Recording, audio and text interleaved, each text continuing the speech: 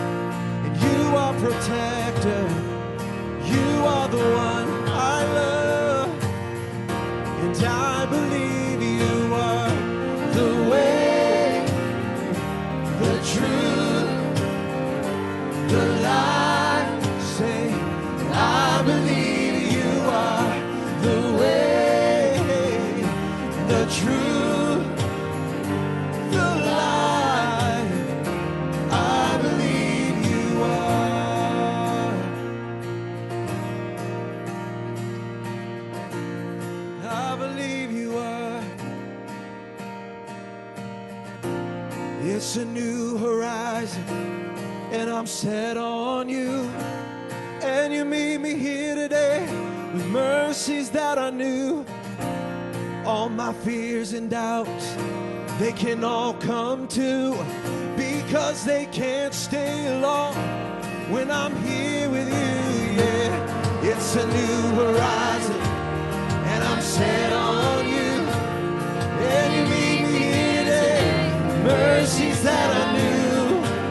All my fears and doubts, they can all come to, because they can't stay long when I believe you are the way, the truth, and the light. Oh, I believe you are the way and the truth, the light. Oh, I believe you are the way, the truth, the light. Sing, I believe you are the way, the truth, the light. I believe you are. This reading is from the Gospel of John, John chapter 1, verses 1 to 5 and 14 to 16. In the beginning was the Word, and the Word was with God, and the Word was God. He was in the beginning with God.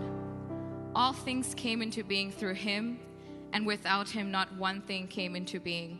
What has come into being in him was life, and the life was the light of all people. The light shines in the darkness, and the darkness did not overcome it.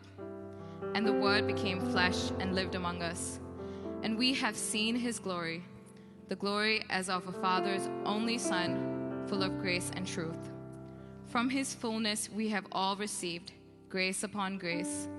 The law indeed was given through Moses. Grace and truth came through Jesus Christ. No one has ever seen God. It is God, the only Son, who is close to the Father's heart, who has made him known. In the beginning was the Word, and the Word was with God, and the Word was God. And everything that came into existence was through that Word. You can go ahead and take your seats. The overflowing of God's self-love pours out into creation. All things that came into being through the Word did not come into being without that Word. Without that Word, nothing would exist. And the Word, it became flesh, and it dwelt, and it dwells among us. And that Word is a person. And that person is Jesus. And that light and that Word invaded my life when I was a high school student at 16. The initiator, the reconciler, the perfecter, the sustainer entered my world and turned my chaos into order. And God came in the form of Jesus, the Word, to a world that did not know or accept him. And God came to me in the form of my young life leader to a kid who did not know and accept him either. I saw who God was, and my life was changed. My life was saved. God was going to do a new work in me. And that Word that issues from the very essence of the Father, it goes forth and it does a new thing. It fashions a new reality, a new order that I was able to get caught up into. God, holy and sovereign, became intimately involved and concerned in the world that is God's own. And God became intimately concerned and involved in my life, intimately concerned and involved in yours too. God was going to do a new thing in order to achieve the ends that God had always intended. And God was doing a new thing in me too. God put skin in the game. And Jesus came into the world and he lived a life of care and wholeness, and he called the world into a new reality. And he said, come with me. I'm inviting you to come on this journey. And Jesus repeatedly tells us to take care of the poor, to care for the widow and the orphan. He consistently calls us to ways of peace and not violence. He calls for the freedom of the captive, that every valley would be filled in and every mountain would be brought low, that all would receive according to their need, that all would be made right, all would be made equitable. And Jesus constantly reminds his followers that they have real work to do in righting the world. And we get to partner and be empowered by him. And he consistently challenges the powerful and those who hoard their power against other people. He calls out the religious and the political and the social elite of his day. And in turn, they conspire against him. In Jesus' radical hospitality, in his challenging of the status quo, the powers of the world gather Jesus, they interrogate him, they torture him, and they execute him. But the darkness did not overcome the light. He rose again with victory over death, hell, sin, and the grave, restoring us, reconciling us to God's self. And he says, you go and do likewise. you carry on what I have begun in this world. You usher in my kingdom. And it is this Jesus that reveals the true nature and true desires of God.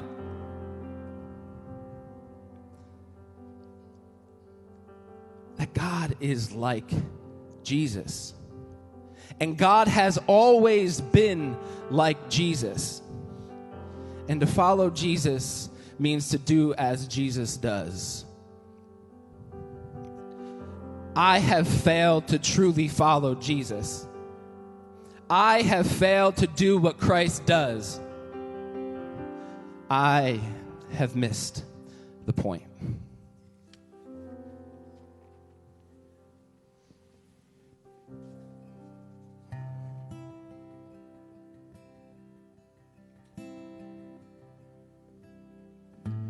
Jesus, Jesus, could you tell me what the problem is with the world and all the people in it? Because I've been hearing stories about the end of the world, and I'm in love with a girl, and I don't want to leave her. And the television screams such hideous things. They're talking about the war on the radio. They say the whole thing's gonna blow, and we'll be all left alone. No, we'll be dead, and we won't know what hit us. So Jesus, Jesus, if you're up there, won't you hear me? 'Cause I've been wondering if you've been listening for quite a while. And Jesus, Jesus, it's such a pretty place that we live in. And I know we messed it up, but please be kind. Don't let us go out like the dinosaurs or be blown to bits. In a third world war, there are 100 things that I'd still like to do. I'd like to climb to the top of the Eiffel Tower, look up from the ground at a meteor shower, and maybe even raise a family. And Jesus, Jesus, there are those that say they love you, but they've treated me so mean. And I know you said forgive them, for they know not what they do. But sometimes I think they do, and I think about you. Will all the heathens burn in hell? Will all the children burn as well? What about the Muslims and the gays and the unwed mothers? What about me and all my friends? Are we all sinners if we sin? Does it matter in the end if we're all unhappy? Oh yes, oh yes,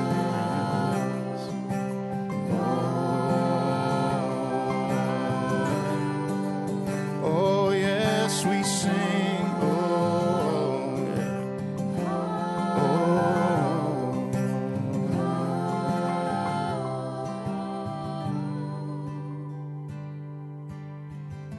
Jesus, Jesus, I'm still looking for the answers, though I know that I won't find them here tonight.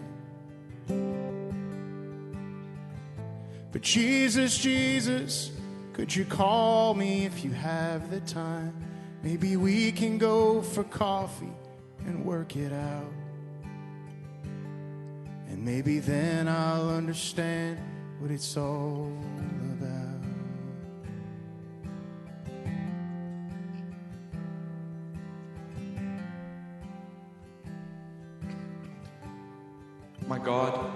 My God, why have you forsaken me? Why are you so far from helping me, from the words of my groaning? Oh, my God, I cry by day, but you do not answer, and by night, but find no rest. Yet you are holy, enthroned on the praises of Israel. In you our ancestors trusted. They trusted, and you delivered them. To you they cried and were saved. In you they trusted and were not put to shame. But I am a worm and not human, scorned by others and despised by the people. All who see me mock me. They make mouths at me. They shake their heads. Commit your cause to the Lord. Let him deliver. Let him rescue the one in whom he delights. You're reading from Psalm 22, verse 1 to 8.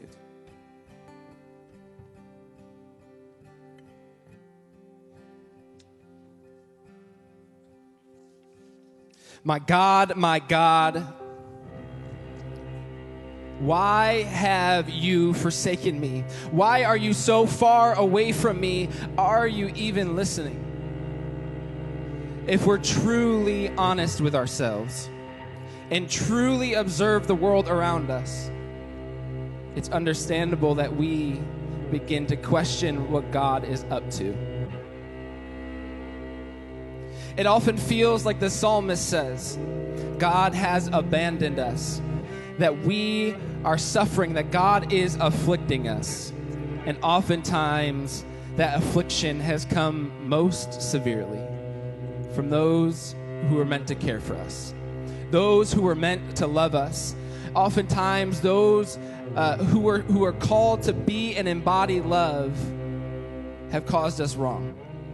And at times, this affliction has come from those who call themselves Christian. And my world, it crumbled my sophomore year. I was working 3 jobs.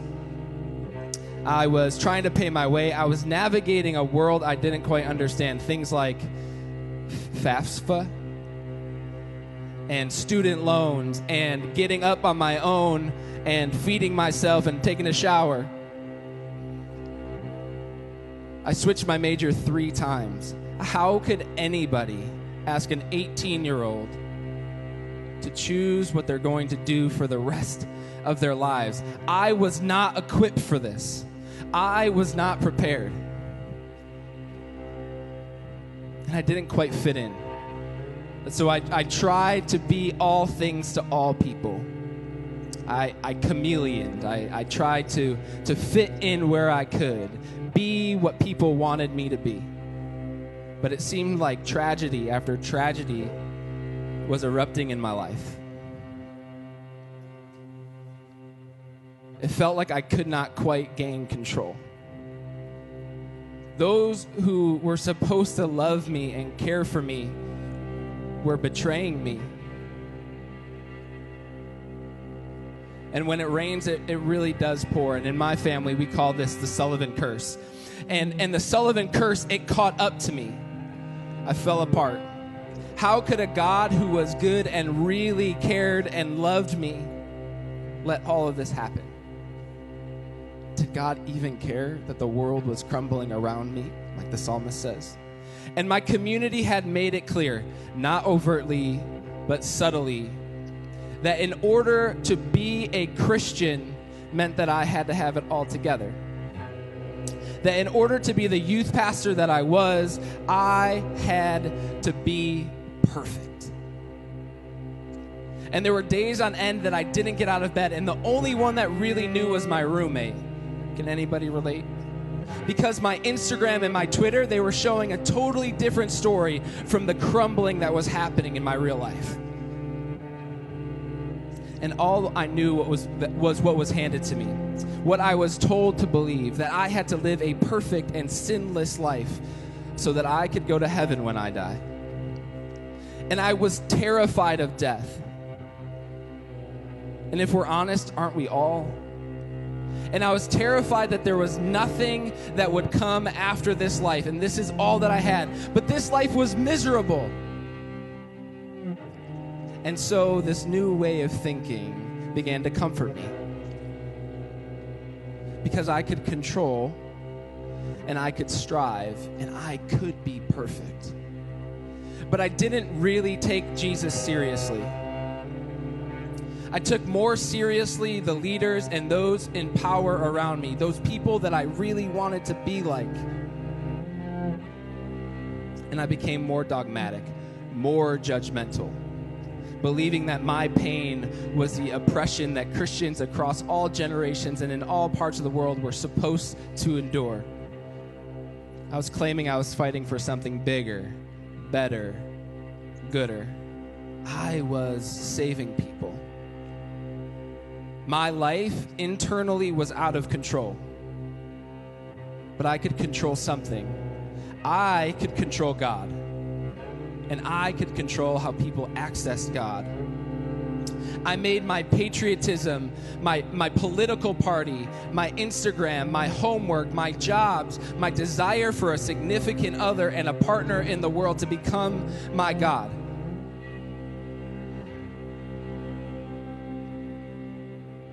I fell apart. I became an expert on who was in and who was out. And I want to say that this is one big case of missing the point, and that this is not the Jesus way. We're at odds with our neighbors. We fail to truly see one another. We don't even believe people when they share their experiences with us. There's war and rumors of war, death and famine, and there's division amongst us. Let's be real. Just turn on the news for 30 seconds. The rich become richer at the expense of the poor. The refugee is turned away in their time of need. The widow is told that they are a leech on society. The prisoner is extorted, and we withhold help and reconciliation from those who Jesus has called us to serve, telling them to pull themselves up by their bootstraps and failing to recognize that they don't even have boots on their feet. But I was okay with this. I was okay with this because it meant that I had power and control. I was saving people. Wasn't I doing God's work? I disguised my cruelty as love, and I still had the audacity to claim Jesus as Lord. I did mental gymnastics to justify the way I treated people, and I called it tough love. I had missed the point. As Jesus begins his ministry, he goes to the synagogue in his hometown of Nazareth, and he stands and he reads from the scroll of the prophet Isaiah. And he says there are some significant problems in this world, and these are the problems I have come to address. And in that reading from chapter 6 of Isaiah, Jesus highlights that the problems of the world are economic in the oppression of the poor. They're social in the subjugation and dehumanizing of people. And they're physical in the infirmity of our bodies and our minds. And he's serious that he has come to restore these things. Jesus is not just talking about a spiritual poverty. He cannot be heretical. He is not a Gnostic, separating body from spirit. These are not lofty spiritual ailments. These are real skin and bone issues. And Jesus invites us to orient ourselves towards justice and restoration of our whole selves, restoration of the whole world. I didn't really know that Jesus was inviting me to participate in recreating the world around me.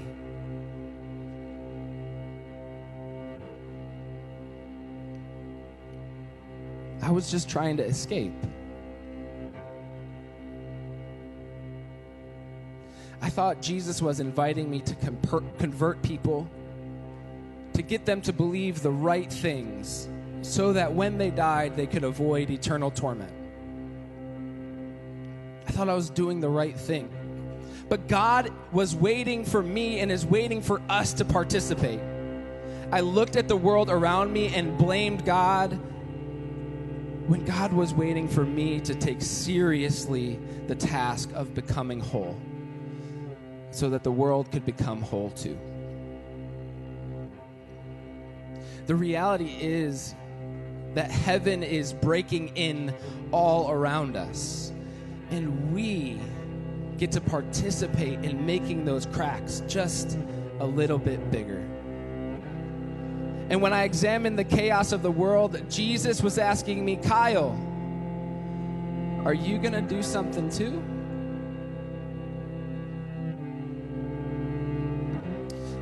We're called to bring the world to flourishing. And so how do we do this seemingly impossible task?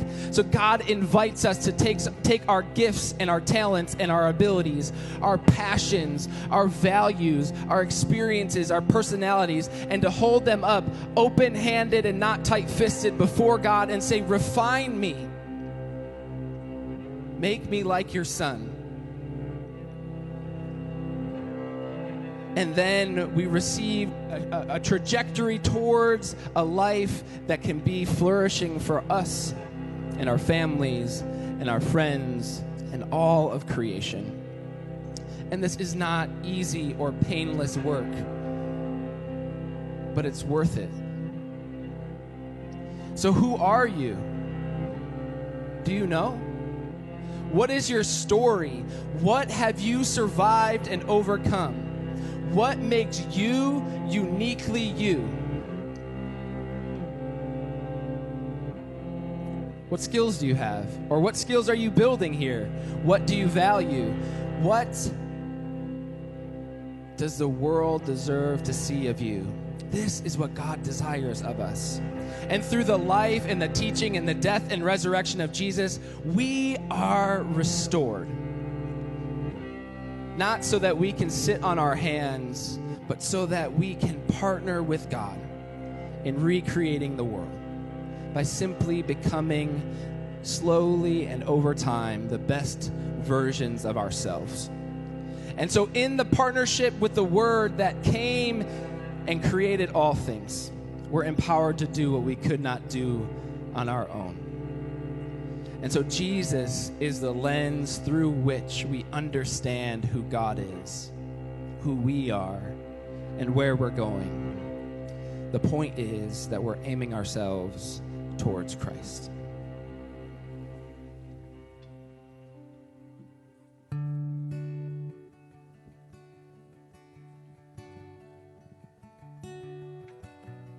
Oh, the vapor of it all. It's a chasing of the wind,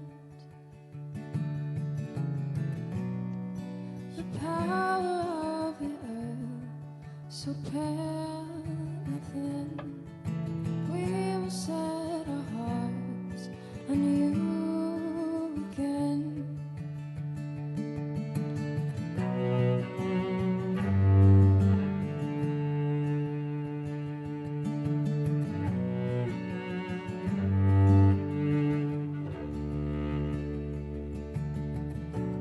Heaven taunts the hearts of men.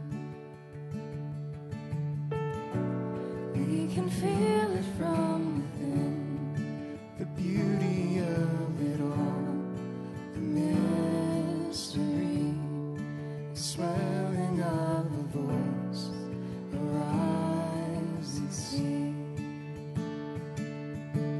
holy. You, oh God, are holy. Trees clap their hands for you, oceans they dance for you. You are holy.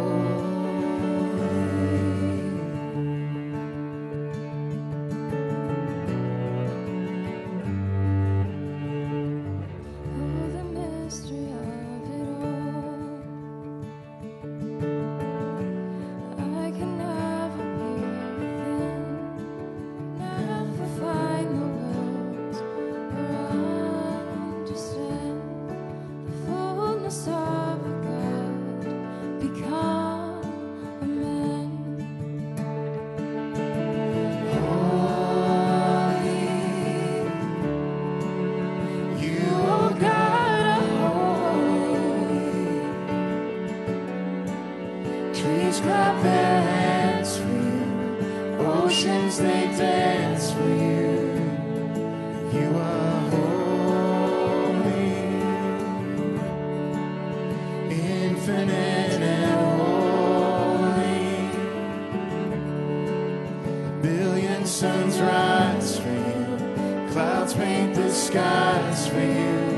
Mountains stand tall for you, valleys bow down to you, everything rising to sing all our songs for you.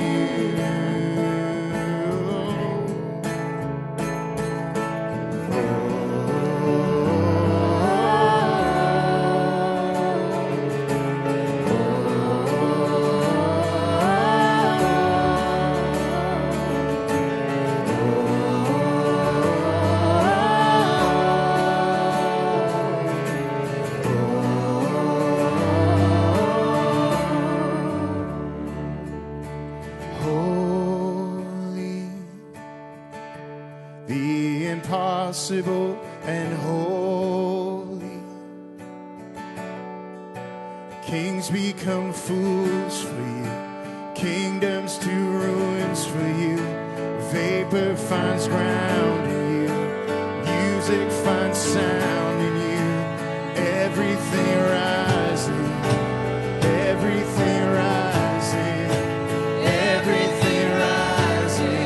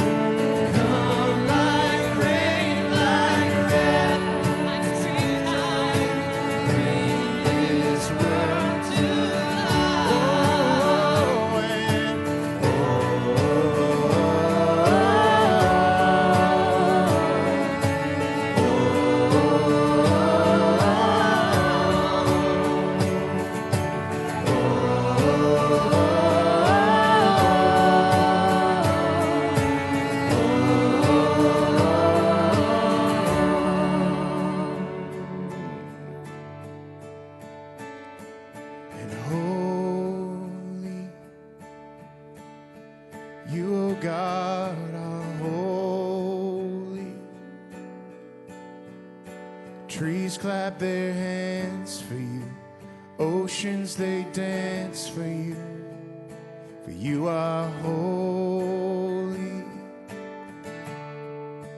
infinite and holy. Yes. A billion suns rise for you, clouds paint the skies for you, mountains stand tall for you, and valleys bow down to you, and everything rising, everything rising, everything rising, all our songs rising to you.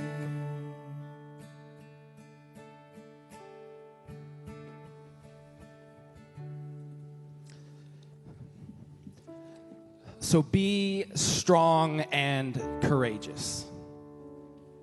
And we become strong and courageous by believing that God has uniquely breathed life into our bones so that we can flourish, that you are good and lovely and talented and whole. And that light in the darkness, that strength and that courage, Jesus says that it's found only in the communities that we give ourselves to. It only happens within open and vulnerable and trusting relationships. And for me, I had to hit the bottom in order to begin the work of loving myself, embracing all that I had been through and all that I uniquely am. And so this is not a one-time work where God snaps his fingers and all of a sudden we are the best versions of ourselves. This is a slow and long and faithful process. But it took people who loved me, people who I trusted, people that I chose to be open and vulnerable with in order for me to start moving in the direction of my own health and my own wholeness. And so we all crave these deep and true and authentic and meaningful relationships. Let's be real, that's one of the reasons you came here. but they're hard and they're awkward. Sometimes I don't know what to do with my hands, you know? And we all want to go deeper, but we're afraid. We're afraid of the rejection that might come with us being honest and vulnerable with somebody. And so I had to begin by trusting my friends and my leaders and my professors in a way that allowed them to speak into my life. They had to know what I had been through in order to help me buff out those rough edges, to get me out of bed and into class, to allow me to process my pain and my anger and my confusion.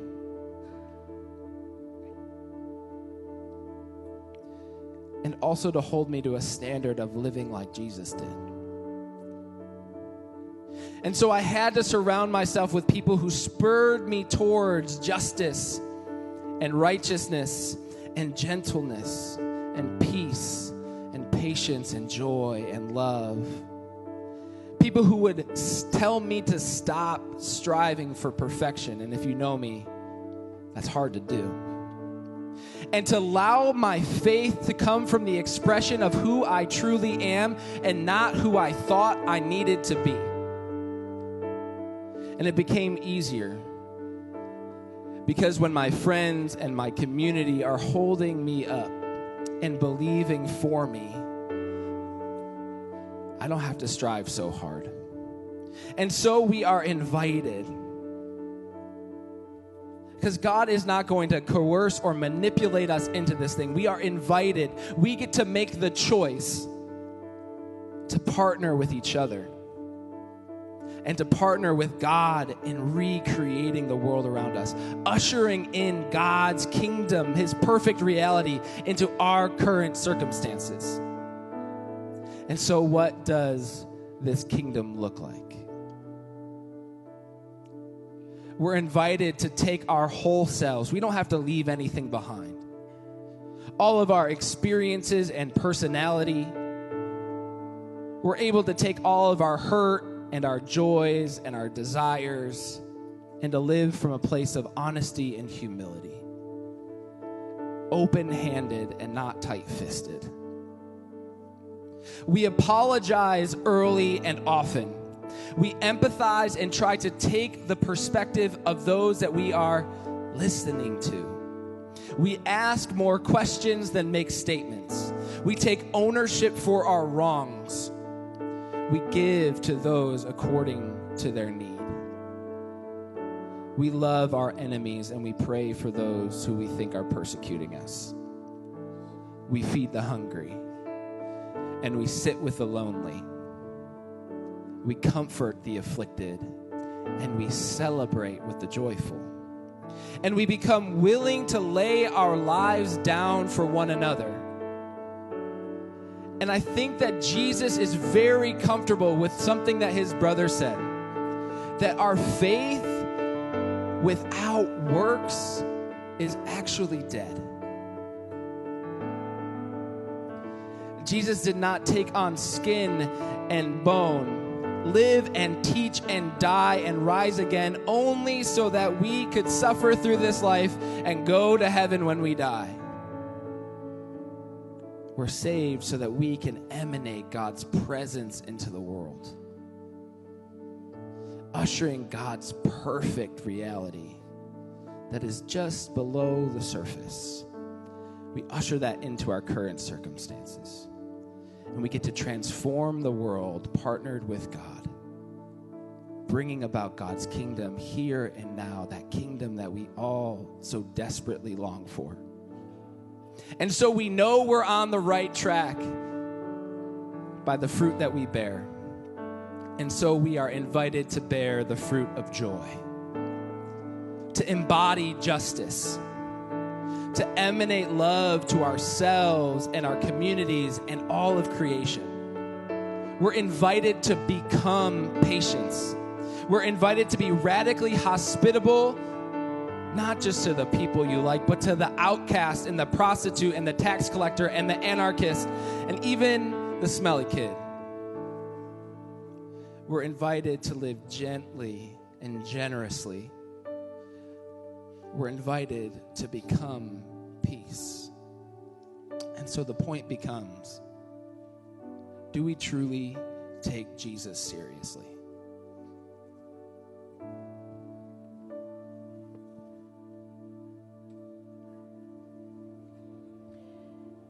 Therefore, since we are surrounded by such a great cloud of witnesses, women, who walked with God and walked before us, women whose feet beat paths and paved roads for the women who would come after them, who bore children and carried crosses, who carried hopes and prayers and dreams. For them, life was a womb, a place to carry calling until it's ready to be born. We've heard the songs. We've heard the sermons and the messages. We've seen a glimpse of what God can do, but what will we do? How will we take the words we've heard, give them bones, muscles, feet, until they seep not only into the words we speak, but into the lives we live? We want to be women who in the face of evil refuse to be polite, women who will not be silenced by injustice, women who will pace and pray for their neighbors and family and country and world, women who will bind up the wounds of the sick, women who will dig our hands in the dirt and build wells, who will love and accept and be ourselves. God is saying to us the same thing he said to Mary and Abraham and Mary Magdalene and Hagar and Moses and Joshua. Do not be afraid. Be strong and courageous. Do not be afraid. Be strong and courageous. Do not be afraid. Be strong and courageous when you lead and when you work,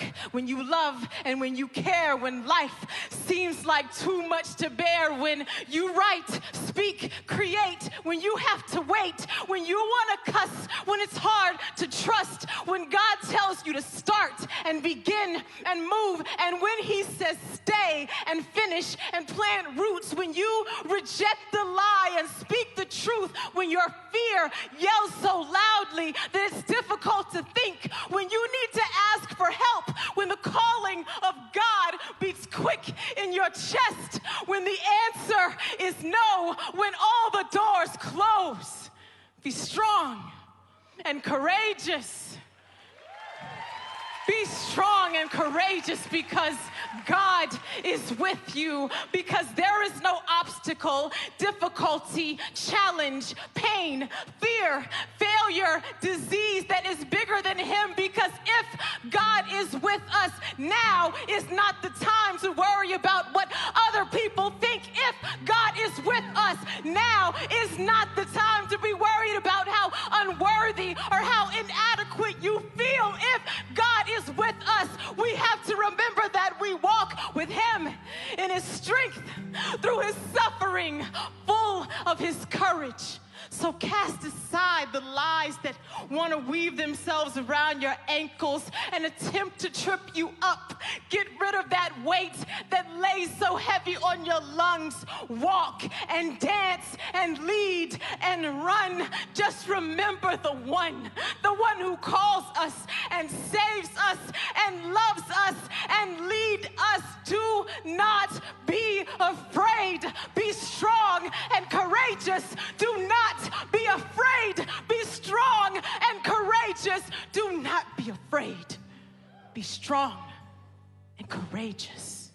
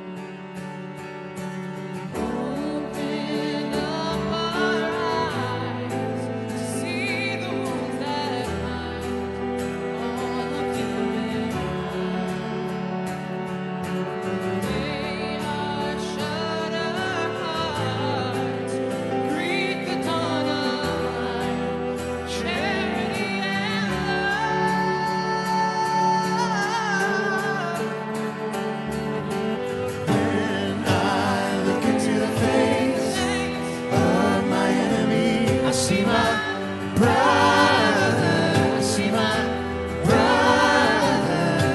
When I look into the face of my enemy, I see my brother. I see my brother. When I look into the face of my enemy, I see my brother. I see my brother. When I look into the face of my enemy, I see my brother. I see my brother.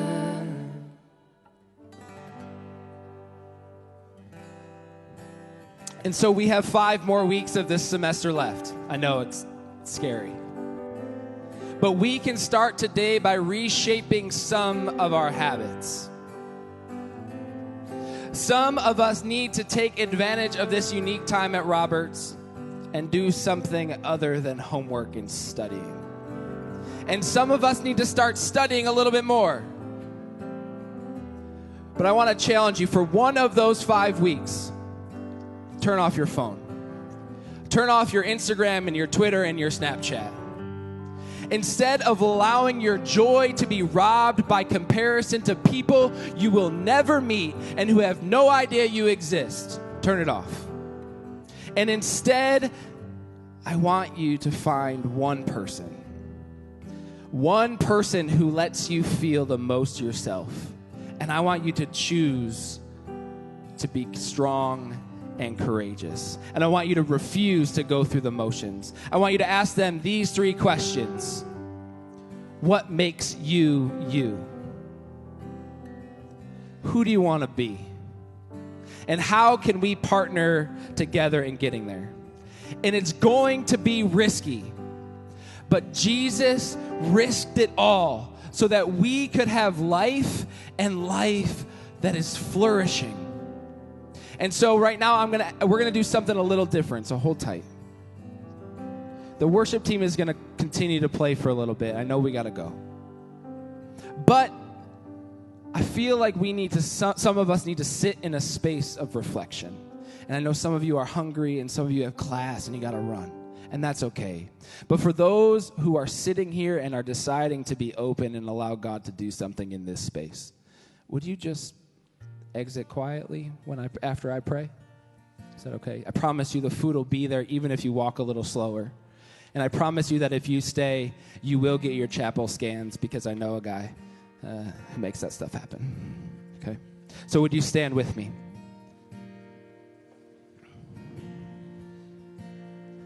So go and be steadfast, immovable, always abounding in the work of the Lord, knowing that in the Lord your labor is not in vain.